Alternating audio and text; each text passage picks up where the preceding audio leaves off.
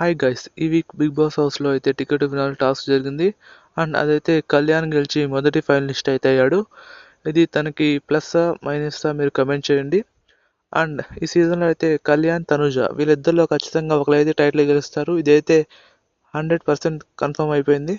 Kalyan ticket phenol గెలవడం వరకు అయితే తనకి ఇది కొంచెం మైనస్ అవుతుంది. ఎందుకంటే తను కంటిన్యూస్గా నామినేషన్లో ఉంటే తనకి ఓటింగ్ పెరిగి విన్ అయ్యే ఛాన్సెస్ ఎక్కువ ఉంటాయి.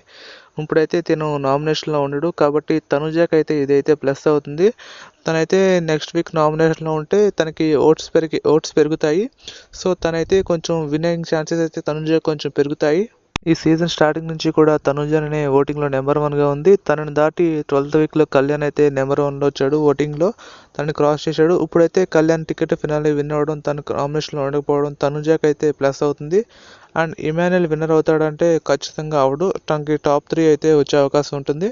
ఎందుకంటే తను 11 వీక్స్ నామినేషన్లో లేకపోవడం, తనకి ఓట్స్ తన ఫ్యాన్స్ అందరూ వేరెవరికి ఓట్స్ వేయడం, తనకి ఓటింగ్ లేక తనైతే టాప్ 3తోనే సరిపెట్టుకోవాల్సి వస్తుంది. అండ్ మీరు ఎవరు గెలుస్తారనుకుంటున్నారు కమెంట్ చేయండి. వీడియో నచ్చితే ఒక లైక్ చేయండి.